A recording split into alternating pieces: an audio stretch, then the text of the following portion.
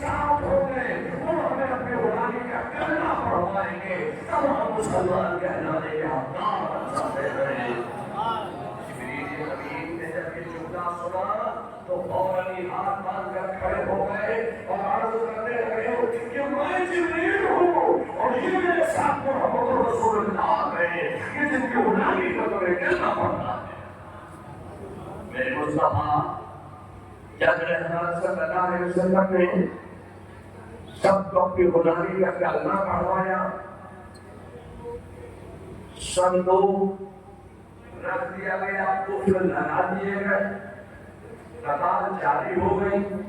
مگر یہ پتہ ہی نہ چل سکا کہ یہ قطار کہاں سے آ رہی تھی، کہاں جا رہی تھی۔ مگر میں آپ سے کہنا چاہتا ہوں، ایک گوپال گنج کے بہیما علاقے کے لوگ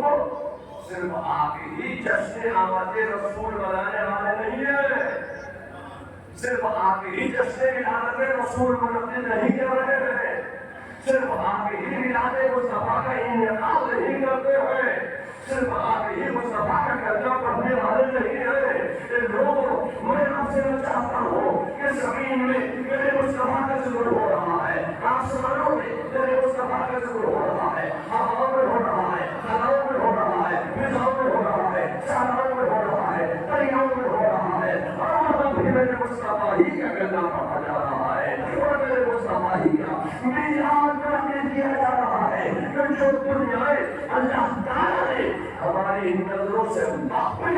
فرما دی ہے، وہاں بھی میرے مصطفیٰ کا میلاد ہو رہا ہے، وہاں بھی میرے مصطفیٰ کا کلمہ پڑھا جا رہا ہے، وہاں بھی میرے مصطفیٰ کا چرچا ہو رہا ہے۔ یہ لوگوں، صرف ہم اور آپ ہی ذکر مصطفیٰ کرنے والے نہیں ہیں، صرف ہم اور آپ ہی کلمہ پڑھنے والے نہیں ہیں، صرف ہم اور آپ ہی میلاد مصطفیٰ منعقد کرنے والے نہیں ہیں۔ عرش و فرش میں میرے مصطفیٰ کا ذکر ہو رہا ہے، بحر و بر میں میرے مصطفیٰ کا ذکر ہو رہا ہے، شجر و بحر میں میرے مصطفیٰ کا ذکر ہو رہا ہے، لعل و گوہر میں میرے مصطفیٰ کا ذکر ہو رہا ہے، مشوقہ میں میرے مصطفیٰ کا ذکر ہو رہا ہے، خزانوں میں میرے مصطفیٰ کا ذکر ہو رہا ہے، نمسوں میں میرے مصطفیٰ کا ذکر ہو رہا ہے، جنت میں میرے مصطفیٰ کا ذکر ہو رہا ہے، ہر جگہ میرے مصطفیٰ کا ذکر ہو رہا ہے، تحت السلام میں میرے مصطفیٰ کا ذکر ہو رہا ہے، سوریا میں میرے مصطفیٰ کا ذکر ہو رہا ہے، عالم ارواح میں میرے مصطفیٰ کا ذکر ہو رہا ہے، عالم شہادت میں میرے مصطفیٰ کا ذکر ہو رہا ہے،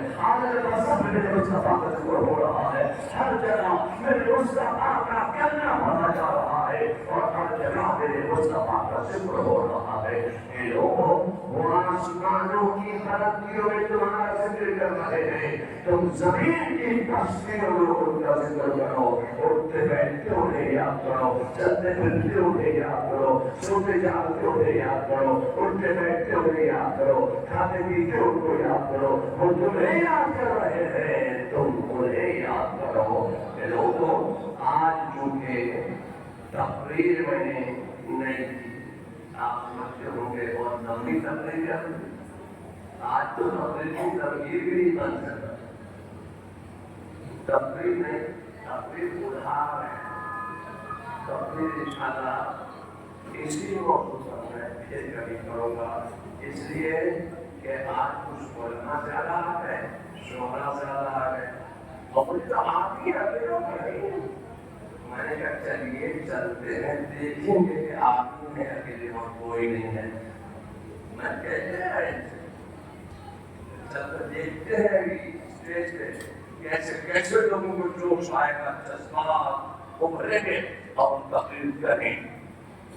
مجھے جلدی کی ضرورت نہیں ہے، تو بہت بولنے والے لوگ یہ آئے سب معلوم ہو گیا۔ اب جب دوبارہ آپ بنائیں تو عصر کے بعد پروگرام شروع کر دیں گا،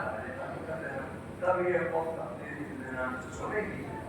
اللہ تعالیٰ اس قوم کو شاد رکھے، آباد رکھے، سلامت رکھے، چین عطا فرمائے، سکون عطا فرمائے، عزت عطا فرمائے، عظمت عطا فرمائے، اقتدار عطا فرمائے، خلوص عطا فرمائے، اور عزت کے ساتھ خلوص عطا فرمائے۔ وآخر دعوانا الحمدللہ۔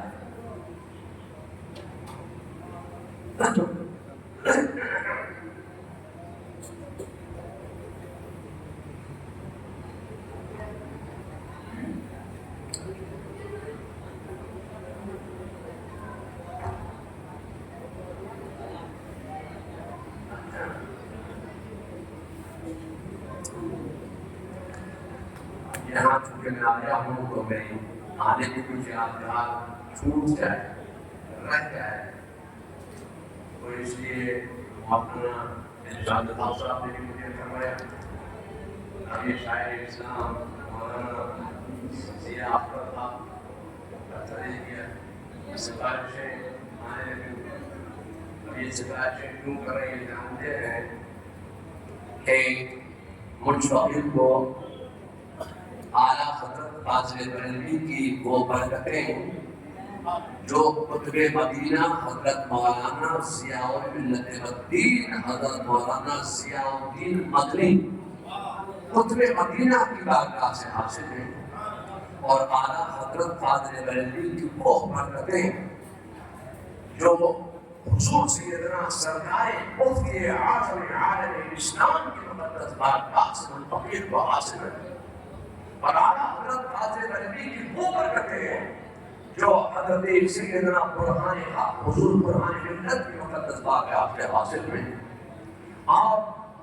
اعلیٰ حضرت فاضل بریلوی کی وہ برکتیں رحمتیں نعمتیں جو حضور سیدنا سرکار مفتی اعظم عالم اسلام اور حضور برہان حق اور قطب مدینہ مولانا ضیاء الدین مدنی کی مقدس بارگاہوں سے حاصل ہیں۔ اعلیٰ حضرت فاضل بریلوی کی وہ اعمال و افعال و اشغال و اوراد و وظائف جن کی اجازات میں فقیر کو ان اولیاء کاملین اور رسول اللہ